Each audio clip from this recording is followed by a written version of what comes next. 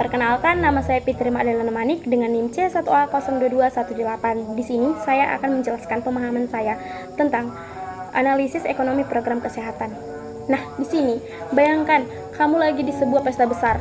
Ada banyak banget makanan enak, minuman segar, dan hiburan seru. Tapi kamu punya uang saku terbatas. Nah, analisis ekonomi program kesehatan itu kayak kamu yang lagi ngatur uang saku di pesta. Tapi bukan buat beli makanan, melainkan buat bikin program kesehatan yang bagus buat semua orang. Kenapa sih analisis ekonomi ini penting? Karena program kesehatan itu kayak pesta, banyak banget kebutuhan yang harus dipenuhi, mulai dari obat-obatan, tenaga medis, hingga fasilitas kesehatan. Tapi, sumber daya kita terbatas, kayak uang saku kamu yang gak jadi beli semua makanan di pesta tadi. Bayangkan, kalau program kesehatan yang kita buat gak efektif, kayak kamu yang beli makanan yang gak enak dan malah bikin kamu sakit perut. Atau kalau program kesehatan yang kita buat terlalu mahal, kayak kamu yang ngabisin semua uang saku buat beli makanan tapi gak bisa beli souvenir buat dibawa pulang. Atau juga bisa jadi kalau program kesehatan yang kita buat gak adil, kayak kamu yang ngabisin semua makanan enak sendiri sementara teman-teman kamu gak kebagian. Analisis ekonomi ini ngebantu kita untuk satu, ngecek efisiensi. Gimana caranya supaya program kesehatan yang kita buat bisa ngasih hasil maksimal, tapi nggak ngabisin banyak uang. Kayak kamu ngatur uang saku, biar bisa beli banyak makanan enak, tapi tetap ada sisa buat beli souvenir buat dibawa pulang. Yang kedua itu ngitung biaya.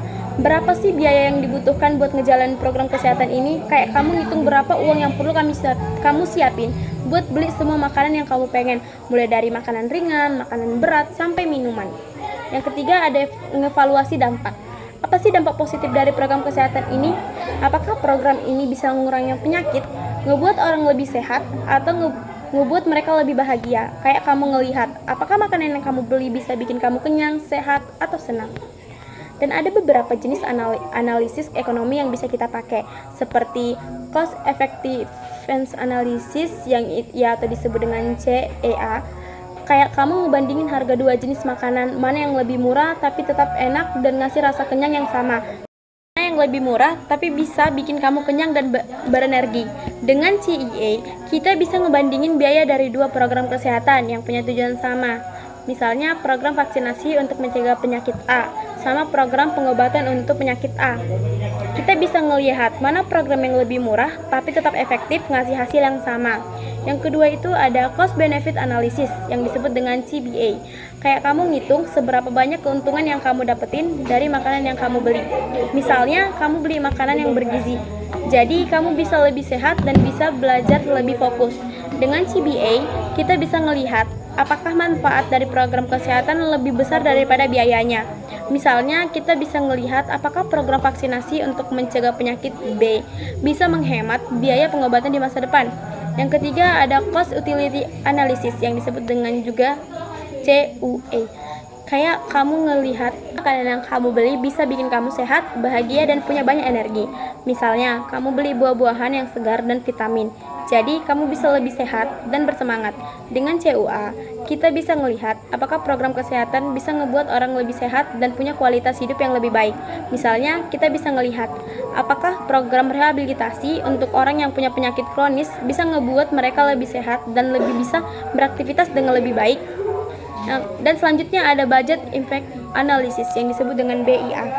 Kayak kamu ngecek apakah uang saku kamu cukup buat beli semua makanan yang kamu pengen. Misalnya, kamu ngecek apakah uang saku kamu cukup buat beli semua makanan yang kamu pengen, atau kamu harus ngirit dan memilih makanan yang lebih murah. Dengan BIA, kita bisa ngelihat apakah program kesehatan bisa dijalankan dengan anggaran yang tersedia.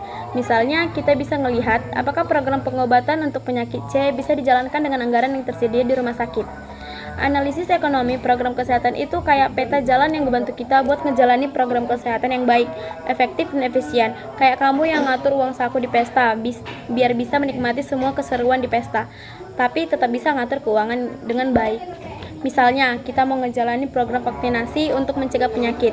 Kita bisa pakai analisis ekonomi untuk ngelihat satu, efisiensinya. Apakah program vaksinasi ini bisa ngasih hasil maksimal dengan biaya yang relatif murah? Apakah ada cara lain yang lebih murah tapi tetap efektif? Kedua, dari biaya. Berapa biaya yang dibutuhkan untuk membeli vaksin, alat suntik, dan tenaga medis? Ketiga, ada dampak. Apakah program vaksinasi ini bisa ngurangin angka kematian akibat penyakit tersebut? Apakah program ini bisa ngebuat orang lebih sehat dan produktif?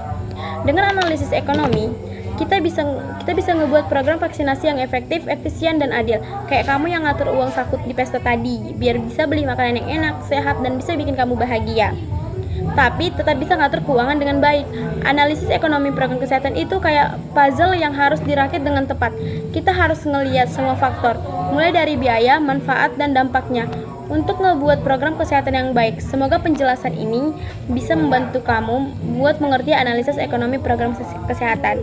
Sampai jumpa di video selanjutnya. Bye-bye.